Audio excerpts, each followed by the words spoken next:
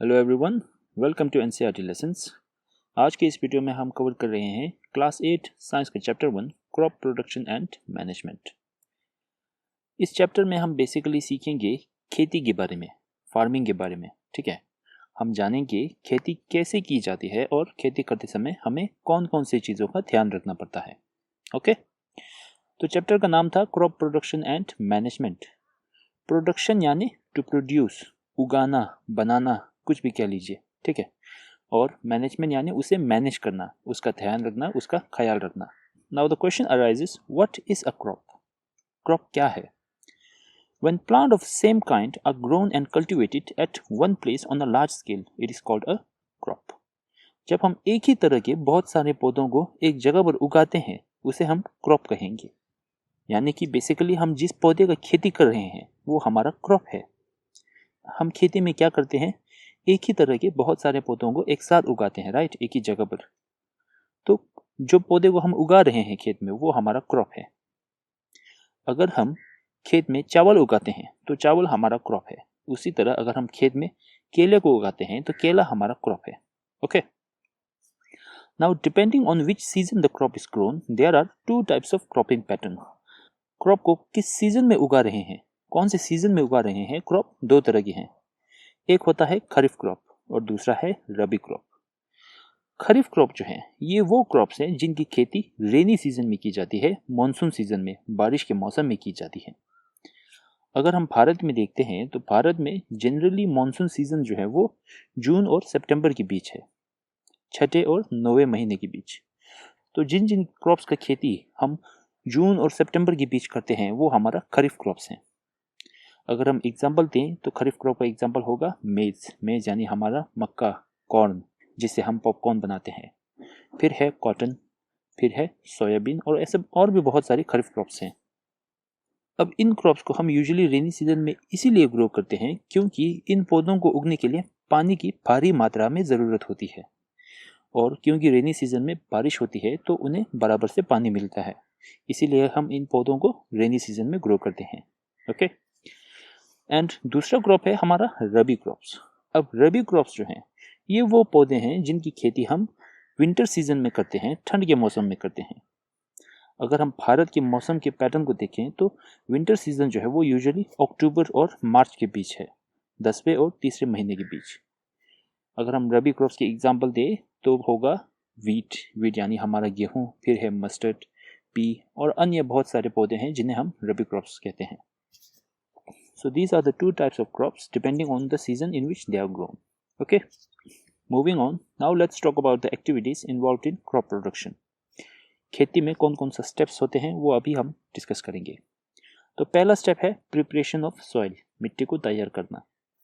दूसरा है सोइंग। अब मिट्टी को तैयार करने के बाद हमें क्या करना है, हमें बीज को बोना है, सोइंग। थर्ड स्टेप है एडिंग मैन्योर एंड फर्टिलाइजर।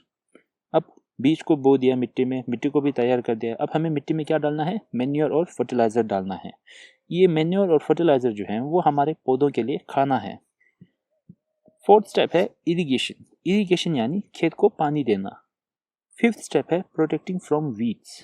अब वीट प्लांट जो है ये वो पौधे हैं जो हमारे खेत में बिना लगाए उगते हैं। यानी कि अगर हम अपने खेत में चावल का खेती कर रहे हैं और चावल की खेत में कुछ और घास फूस उग रहा है, जो अनडिजायर्ड प्लांट है वो हमारा वीट प्लांट है। ठीक है, तो हमें क्या करना है, उन पौधों को उगने से रोकना है खेत में। तो फिफ्थ स्टेप यही है कि हमें अनडिजायर्ड प्लांट्स को अपने खेत में उगने से रोकना है।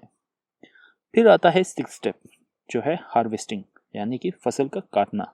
जब हमारा क्रॉप जो है वो मेच्योर हो जाए, वो पक जाए, तो हम उसे हार्वेस्ट करेंगे, फसल को काटेंगे।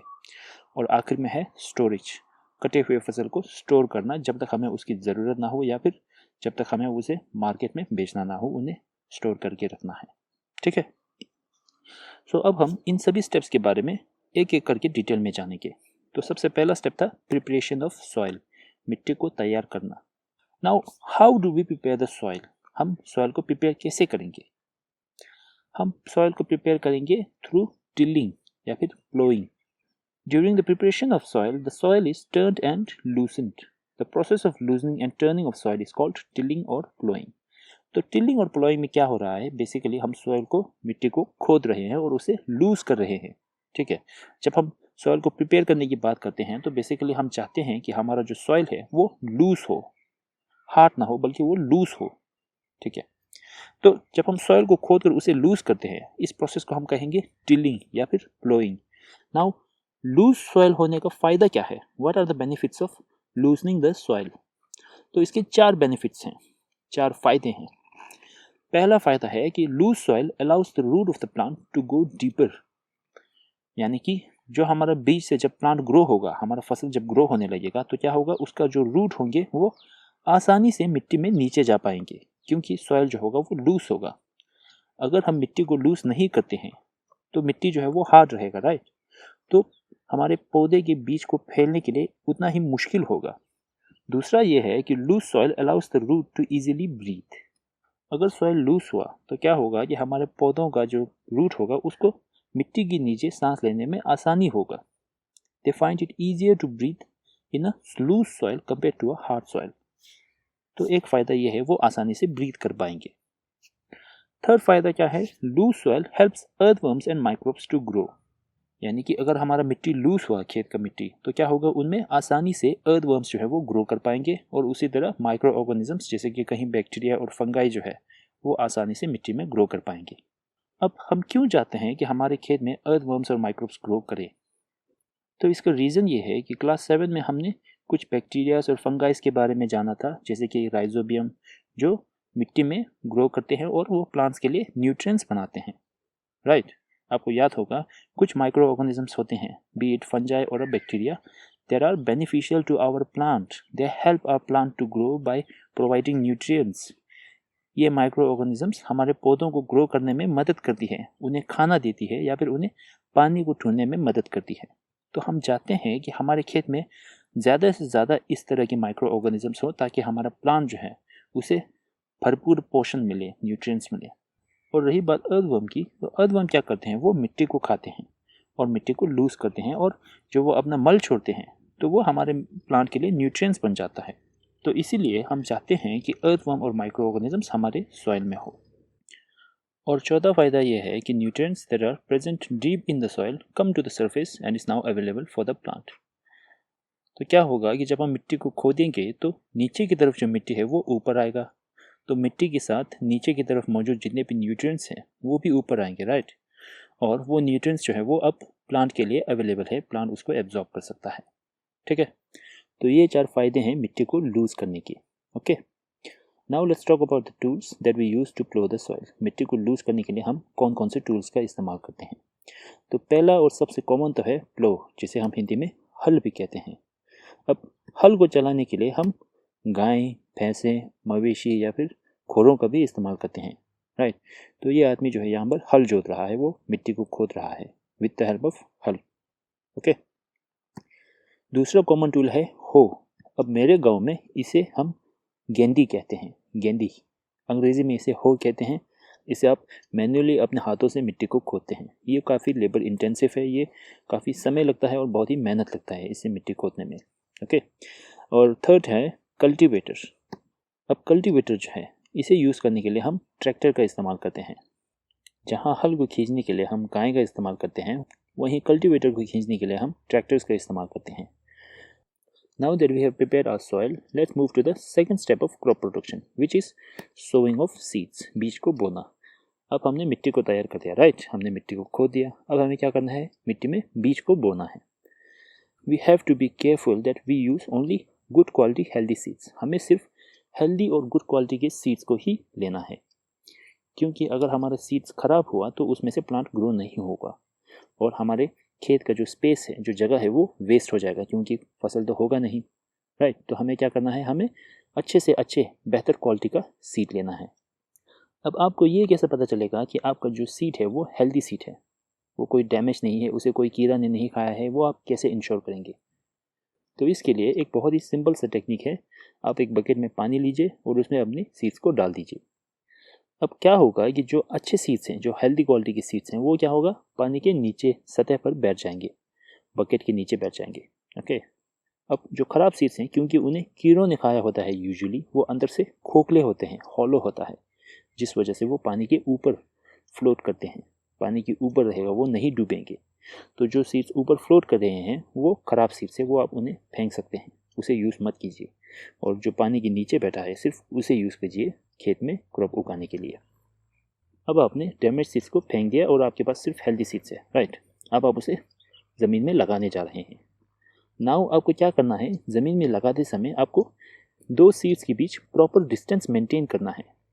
आपको 2 सीड्स जो है वो नज़दीक नज़दीक में नहीं लगाना है, क्योंकि अगर आप 2 सीड्स को बहुत ही पास पास में लगाते हैं तो क्या होगा कि जब उन सीड्स से प्लांट ग्रो होंगे तो वो आपस में कम्पीट करेंगे for sunlight, nutrient and water.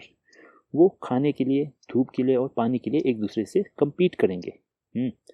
तो आपको क्या करना है, उन्हें थोड़ा डिस्टेंस में लगाना है, क्योंकि सभी प्लांट्स को बराबर से धूप मिले, पानी मिले और खाना मिले और एक हेल्दी प्लांट में ग्रो हो। ओके, अब आप सीड को लगाने के लिए कौन से टूल का इस्तेमाल करते हैं?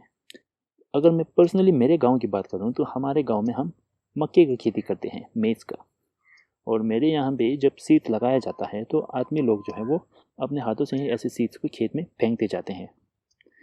लेकिन कहीं और जगह पर लोग टूल्स भी यूज़ करते हैं, जैसे कि फनल शेप टूल्स, जो बेसिकली एक फनल के शेप का है और जब जैसे जैसे वो आगे जाते रहते हैं वो फनल के बदौलत सीड्स को ज़मीन में डालते रहते हैं। अब एक और टूल जो है वो है सीड ड्रिल। अब सीड ड्रिल जो है वो भी बिल्कुल एक कल्टीवेटर की तरह ही है। उसे यूज़ करने के लिए हम ट्रैक्टर का इस्तेमाल करते हैं। आप इस इमेज में देख सकते हैं जो पीछे की तरफ जो ग्रीन कलर का जो है वो क्या है, वो हमारा सीड ड्रिल है। सीड ड्रिल के अंदर वो लोग सीड्स को डालते हैं और इन ट्यूब्स की बदौलत वो सीड ड्रिल जो है सीड्स को ज़मीन में डालता है। Okay, now we have sown our seed. What is the third step? Third step is we have to add manure and fertiliser to our soil. अब हमें क्या करना है, हमें सॉइल में फर्टिलाइज़र और मैन्योर डालना है। सॉइल में हम मैन्योर और फर्टिलाइज़र क्यों डालते हैं, इसे जानने के लिए पहले हमें ये जानना पड़ेगा कि मैन्योर और फर्टिलाइज़र आखिर है क्या। मैन्योर और फर्टिलाइज़र जो हैं वो बेसिकली हमारे प्लांट्स के लिए न्यूट्रिएंट्स हैं, खाना है। ओके, लेकिन ये दोनों सेम नहीं है, ये दोनों अलग है। जहाँ मैन्योर जो है वो एक ऑर्गेनिक सब्सटेंस है, वो नेचुरल है, लेकिन फर्टिलाइज़र जो है वो केमिकल सब्सटेंस है, वो नेचुरल नहीं है। फर्टिलाइज़र को हम फैक्ट्रीज में प्रोड्यूस करते हैं। मैन्योर की अगर हम बात करें तो मैन्योर जो है वो नेचुरल है। तो मैन्योर कैसे बनता है? मैन्योर बेसिकली क्या है, प्लांट का वेस्ट और एनिमल का वेस्ट जो है जब वो डिकम्पोज होते हैं तो वो मैन्योर बन जाता है, वो हमारा मैन्योर है। प्लांट वेस्ट जैसे कि कोई सूखा घास, पत्ता, लकड़ी का टहनी, कुछ भी हो सकता है। उसी तरह एनिमल वेस्ट मतलब गाय का गोबर, किसी भी जानवर का गोबर, मल, यहाँ तक कि इंसान का मल भी इस्तेमाल किया जाता है। तो ये मैन्योर है। मैन्योर क्योंकि नेचुरल है वो हमारे सेहत के लिए नुकसानदायक नहीं है। मैन्योर में सभी न्यूट्रिएंट्स जैसे कि नाइट्रोजन, फॉस्फोरस, पोटेशियम सभी कुछ होते हैं और वो प्लांट के लिए काफ़ी फ़ायदेमंद है। मैन्योर डालने पर एक तो प्लांट को खाना मिलता है, दूसरा मैन्योर डालने पर सॉइल का जो पानी को अपने अंदर पकड़ के रखने की जो क्षमता होती है, वाटर होल्डिंग कैपेसिटी, वो भी बेहतर होता है। मिट्टी में पानी ज़्यादा समय तक रहता है, तो क्या होगा, हमें खेत में कम पानी देना पड़ेगा, राइट। तो एक फ़ायदा ये है कि मैन्योर जो है वो ज़्यादा समय तक पानी को पकड़ कर रखता है। दूसरा चीज़ क्या है, मैन्योर डालने पर मिट्टी जो है वो लूज़ हो जाता है, पोरस। तो मिट्टी अगर लूज़ हुआ, पोरस हुआ, तो इसका फ़ायदा क्या है, प्लांट्स आसानी से सांस ले पाएंगे, राइट, और माइक्रो ऑर्गेनिजम्स भी ग्रो करने लगेंगे। तो ये है मैन्योर्स के फ़ायदे। Now coming to the fertilisers, जैसे कि हमने कहा फर्टिलाइजर जो है वो केमिकल सब्सटेंस है, वो नेचुरल नहीं है, राइट। जहाँ मैन्योर में सभी न्यूट्रिएंट्स एक साथ होते थे, नाइट्रोजन, फॉस्फोरस, पोटेशियम सब कुछ, लेकिन फर्टिलाइज़र जो है वो पर्टिकुलर न्यूट्रिएंट में रिच होता है। क्योंकि फर्टिलाइज़र केमिकल हैं तो हम फैक्ट्रीज में पर्टिकुलर न्यूट्रिएंट को बनाते हैं, जैसे कि नाइट्रोजन का फर्टिलाइज़र हो गया या फिर पोटेशियम का फर्टिलाइज़र हो गया। ओके, अगर हम फर्टिलाइज़र का एग्जांपल दें तो एग्जांपल में होगा यूरिया, पोटैश, एनपीके जो है वो नाइट्रोजन, फॉस्फोरस, पोटेशियम तीनों का मिक्सचर है। अब फर्टिलाइज़र जो है वो पर्टिकुलर न्यूट्रिएंट में बहुत ही रिच होते हैं। तो क्या होगा कि हमें यील्ड यानी कि हमारी खेत से जो हमारे फसल मिलेगा वो बहुत ही बढ़िया मिलेगा। We get a high yield by using fertiliser. लेकिन इसका नुकसान क्या है कि फर्टिलाइज़र जो है वो क्योंकि एक केमिकल है, क्योंकि वो नेचुरल नहीं है, अगर फर्टिलाइज़र किसी पानी में चला गया, जैसे कि कोई नदी में बह गया या फिर हमारे ग्राउंड वाटर में चला गया, तो क्या होगा, वो हमारी सेहत के लिए नुकसानदायक है, वो पानी को गंदा कर देगा। इसीलिए फर्टिलाइज़र के फ़ायदे भी है लेकिन उसका नुकसान भी है। मगर मैन्योर का सिर्फ फ़ायदा ही है, लेकिन मैन्योर में हमारा क्रॉप का यील्ड अच्छा आएगा लेकिन फर्टिलाइज़र के जितना अच्छा नहीं आएगा। नाउ हम मिट्टी में फर्टिलाइज़र और मैन्योर क्यों डालते हैं? इसका रीज़न ये है कि जब हम खेती करते हैं तो हम एक के बाद एक क्रॉप्स लेते जाते हैं, राइट। एक के बाद एक हम फसल लगाते रहते हैं, राइट। क्योंकि हम क्रॉप लगाते जाते हैं तो वो क्रॉप जो है वो मिट्टी का न्यूट्रिएंट्स यूज़ करता जाता है और न्यूट्रिएंट्स कम होता जाता है मिट्टी में। इसीलिए हम बाहर से न्यूट्रिएंट्स डालते हैं इन the form of manure and fertiliser. Okay, अब हमने मिट्टी को तैयार कर दिया, सीड्स भी डाल दिया और मिट्टी में न्यूट्रिएंट्स भी ऐड कर दिए। नाउ हमें क्या करना है, हमें पानी देना है। इरिगेशन का मतलब क्या है? Supply of water to crops at different intervals is called irrigation. जब हम समय समय पर खेत में पानी देते हैं उसे हम इरिगेशन कहते हैं। Germination of seeds does not take place under dry condition, water is necessary for that. बीज में से पौधा उगने के लिए ये ज़रूरी है कि पानी हो। अगर पानी नहीं हुआ तो बीज में से पौधा ग्रो नहीं होगा। इसीलिए पानी होना ज़रूरी है, न्यूट्रिएंट्स होना ही काफ़ी नहीं है, सीड्स को पानी भी चाहिए। प्लांट्स जो हैं वो मिट्टी में से न्यूट्रिएंट्स ऐसे ही नहीं एब्जॉर्ब कर सकते। प्लांट्स न्यूट्रिएंट्स जो हैं वो पानी के साथ एब्जॉर्ब करते हैं। बिना पानी के मिट्टी में से न्यूट्रिएंट्स को ले नहीं पाता, उसे पानी होना ज़रूरी है। अब आप खेत में कितना पानी देंगे, कितने समय के लिए देंगे और कितना ज़्यादा देंगे, ये डिपेंड करता है कि आप कौन से फसल को लगा रहे हैं। अगर हम खेत में चावल लगाते हैं तो हमें ज़्यादा पानी देना पड़ेगा कंपेयर टू अ वीट, गेहूँ, राइट, क्योंकि गेहूं को कम पानी चाहिए कंपेयर टू राइस। दूसरा चीज़ किस पे डिपेंड करता है? वो डिपेंड करता है टाइप ऑफ सॉइल। हमारे खेत में किस तरह का मिट्टी है, is it black soil, red soil, alluvial soil, कौन सा मिट्टी है, इस पे डिपेंड करता है। कुछ मिट्टी होते हैं जो ज़्यादा समय तक पानी को पकड़ कर रखते हैं, नमी को। कुछ मिट्टी होते हैं जो बहुत ही जल्दी पानी को लूज कर जाते हैं। अब याद कीजिए, हमने कहा था अगर हम मिट्टी में मैन्योर डालते हैं तो सॉइल की पानी को पकड़ कर रखने की क्षमता जो है वो बढ़ जाती है। वो ज़्यादा समय तक पानी को पकड़ कर रखते हैं, राइट, आपको याद है ना। तो इसका यही है, पानी ज़्यादा समय तक पकड़ के रखते हैं तो हमें पानी ज़्यादा नहीं देना पड़ेगा। ओके, और तीसरी चीज़ है सीज़न। सीज़न पे डिपेंड करता है आप कौन से सीज़न में खेती कर रहे हैं। अगर आप रेनी सीज़न में खेती कर रहे हैं तो बारिश होगा तो पानी तो ऐसे ही अवेलेबल है, तो आपको अलग से ज़्यादा पानी नहीं देना पड़ेगा। लेकिन अगर आप समर में खेती कर रहे हैं तो क्योंकि ड्राई कंडीशन होता है तो आपको ज़्यादा पानी देना पड़ेगा। नाउ सोर्सेस ऑफ इरिगेशन, पानी के सोर्सेस।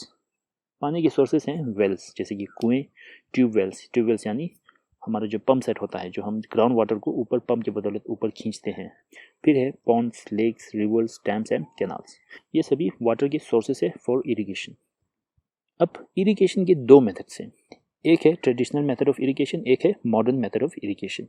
इन सभी में पानी देना सेम है, इन सभी में हम खेत को पानी देंगे, लेकिन खेत तक हम पानी कैसे पहुंचाएंगे, their mode of transport is different.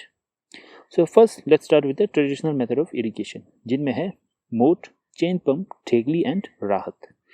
तो आप इस इमेज में देख सकते हैं, जो पहला वाला इमेज है लेफ्ट साइड में, जहाँ पर एक आदमी बाल्टी से पानी ले रहा है कुएं से, तो ये क्या है, मोड सिस्टम ऑफ इरिगेशन। तो यहाँ पर क्या कर रहे हैं, वो एक पुल्ली सिस्टम से कुएं से पानी निकाल रहा है और अपने हाथों से खेत में पानी डाल रहा है। तो ये है mode system of irrigation. Now second type of traditional irrigation method is chain pump method. यहाँ पर क्या है, एक चेन पर बहुत सारे बाल्टियाँ लगे हैं। जब हम उस चेन को खींचेंगे तो ये व्हील जो है वो घूमेगा और बाल्टियाँ जो हैं वो पानी के साथ ऊपर आएंगे। ओके, इस इमेज में सिर्फ एक ही बाल्टी दिख रहा है, लेकिन इस चेन पे बहुत सारे बाल्टी कनेक्टेड हैं। तो वो ऊपर आएगा और वो खेत में पानी पहुंचा देगा। Third traditional method of irrigation है ठेगली मेथड ऑफ इरिगेशन। तो यहाँ पर हम पानी को कुएं से निकालने के लिए हम लीवर सिस्टम का इस्तेमाल करते हैं। आप इस इमेज में देख सकते हैं, बॉटम लेफ्ट वाले में हम एक पत्थर के बदौलत इस पानी को ऊपर खींच रहे हैं, लीवर सिस्टम है, फिर हम उस पानी को खेत में दे रहे हैं। तो ये ठेगली सिस्टम ऑफ इरिगेशन है। और आखिरी और चौथा ट्रेडिशनल मेथड ऑफ इरिगेशन है राहत मेथड ऑफ इरिगेशन। यहाँ पर एक जानवर की बदौलत, यूजुअली गाय की बदौलत, हम लीवर को घुमाएंगे और वो जो व्हील है वो घूमता जाएगा और पानी को ऊपर लेकर खेत तक पहुंचाता जाएगा। Okay, so these are the traditional methods of irrigation. अब ट्रेडिशनल मेथड ऑफ इरिगेशन का प्रॉब्लम क्या है कि पानी का काफ़ी वेस्टेज होता है। पानी जो है वो बराबर से खेत में डिस्ट्रीब्यूट नहीं होता। कुछ जगह पर पानी ज़्यादा चला जाता है, कुछ जगह पर पानी कम चला जाता है। और दूसरा प्रॉब्लम क्या है, ये काफ़ी लेबर इंटेंसिव है, काफ़ी समय लगता है और काफ़ी मेहनत लगती है। Now let's talk about the modern method of irrigation. Modern method of irrigation में है sprinkler system and drip system. Sprinkler system में हम क्या करेंगे, हम पंप के बदौलत पानी को पाइप्स में भेजेंगे और स्प्रिंकल करेंगे, उसे छिड़केंगे खेत में। तो ये है स्प्रिंकलर सिस्टम। और दूसरा है drip irrigation system. Drip irrigation system में हम खेत में पाइप्स बिछा देंगे और पाइप्स में होल्स करेंगे, ठीक है। And right next to that hole we will plant our crop. उस छेद के बाजू में ही हम अपने पौधों को लगाएंगे। तो क्या होगा, जब हम पानी चलाएंगे तो वो ड्रॉप्स की फॉर्म में बाहर निकलता जाएगा, धीरे धीरे उस पौधे को वाटर छोड़ता जाएगा। तो ड्रिप सिस्टम में यही है। स्प्रिंकलर सिस्टम और ड्रिप सिस्टम में पानी का वेस्टेज कम होता है। खेत को इरिगेट करने के बाद क्रॉप प्रोडक्शन का अगला स्टेप है प्रोटेक्शन फ्रॉम वीड्स। हमें अपने खेत में वीड प्लांट को उगने से रोकना है। What is a weed plant? The undesirable plants that grow along with the crops in the field are called weed plant. हमारे क्रॉप प्लांट को छोड़कर अगर हमारे खेत में कोई और प्लांट उगता है तो वो वीड प्लांट है। Why do we want to remove the weed plant? मिट्टी में जो हमने न्यूट्रिएंट्स दिया in the form of manure and fertiliser और जो हमने पानी डाला ड्यूरिंग इरिगेशन, वीड प्लांट जो है वो हमारा क्रॉप प्लांट के साथ उसके लिए कम्पीट करेगा। तो इससे क्या होगा, अगर वीड प्लांट ज़्यादा उगने लग गया तो हमारे क्रॉप प्लांट को बराबर से न्यूट्रिएंट, सनलाइट और पानी नहीं मिलेगा, जिस वजह से हमें अपना फसल भी अच्छा नहीं मिलेगा। Right, so that's why we want to remove the weed plants from our field. जब हम अपने खेत से वीड प्लांट को निकालते हैं, उस प्रोसेस को हम वीडिंग कहेंगे। वीड प्लांट को खेत से निकालने का सबसे बेस्ट टाइम है before they produce flower and seeds. उनका फूल और सीड्स बनने से पहले उन्हें निकालना वो सबसे बेस्ट टाइम है, क्योंकि अगर उनका फूल निकल गया और सीड्स बन गए तो भले ही आप उस पौधे को उखाड़ लें, उसको रिमूव कर दें, पर उसका जो सीड होगा वो ज़मीन में गिर जाएगा और उसमें से एक नया वीड प्लांट ग्रो करने लगेगा। Methods of removing weeds. Weeds को हम कैसे निकाल सकते हैं? एक तो है मैन्युअली, अपने हाथों से उसे निकाल सकते हैं, उसे उसके रूट से ही उखाड़ सकते हैं या फिर उसे ज़मीन के पास से काट सकते हैं। दूसरा है सीड ड्रिल के इस्तेमाल से। सीड ड्रिल क्या करता है, वीड प्लांट को उसके रूट से ही उखाड़ देता है। तीसरा मेथड क्या है, बाय यूजिंग केमिकल, जिसे हम वीडीसाइड्स कहते हैं। वीडीसाइड्स क्या करते हैं, वीड प्लांट को मार देते हैं। ओके, ये केमिकल्स जो हैं, ये वीडीसाइड्स जो है वो हमारे क्रॉप प्लांट को कोई नुकसान नहीं पहुंचाते, बल्कि वो सिर्फ वीड प्लांट को ही टारगेट करते हैं। अगर हम वीडीसाइड्स की एग्जांपल दें तो 2,4-D जो है वो एक तरह का वीडीसाइड केमिकल है। अब हमने हमारे खेत को वीड प्लांट से भी प्रोटेक्ट कर दिया। अब अगला स्टेप क्या है, हम अपने क्रॉप को हार्वेस्ट करेंगे, यानी कि हमारे फसल को हम काटेंगे। The cutting of crops after it is mature is called harvesting.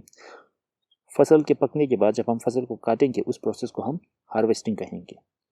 अब हार्वेस्ट करने के लिए, फसल को काटने के लिए, या तो हम छुरी से खुद ही कर सकते हैं हाथों से, या फिर हम मशीन का इस्तेमाल कर सकते हैं जिसे हम हार्वेस्टर कहते हैं। Threshing is the process of separating grain seeds from the shaft. अब देखिए, कुछ फसल होते हैं जैसे कि चावल, गेहूँ, उनमें हमें क्या करना पड़ता है, हमें उनके दाने को उनके पौधे से, जिसे हम शाफ कहेंगे, उससे अलग करना होता है। जब हम दाने को, ग्रेन्स को उसके शाफ से अलग करेंगे, उस प्रोसेस को हम थ्रेशिंग कहेंगे।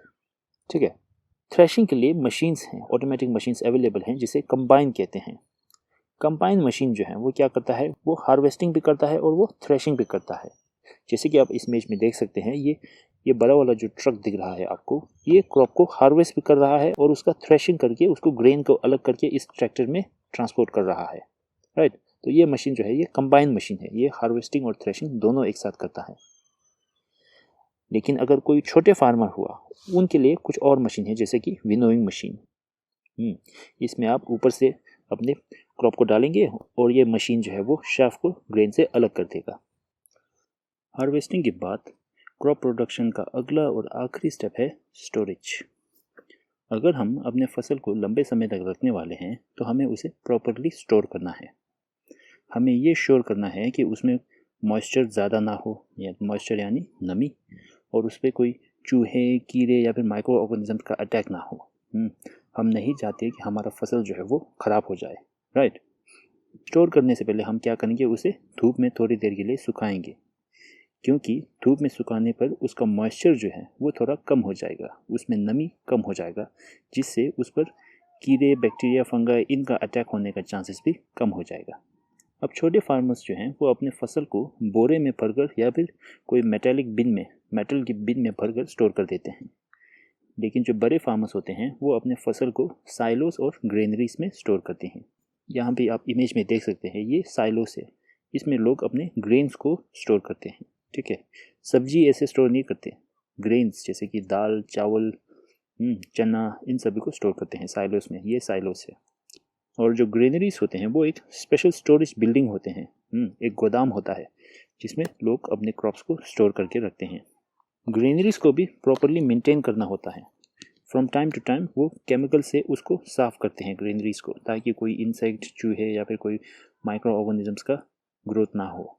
ठीक है, तो स्टोरेज के लिए ये इंश्योर करना है कि कोई चूहे, इंसेक्ट कुछ ना हो, नहीं तो वो लोग अब हमारे क्रॉप को खा लेंगे। So these are the 7 steps of crop production.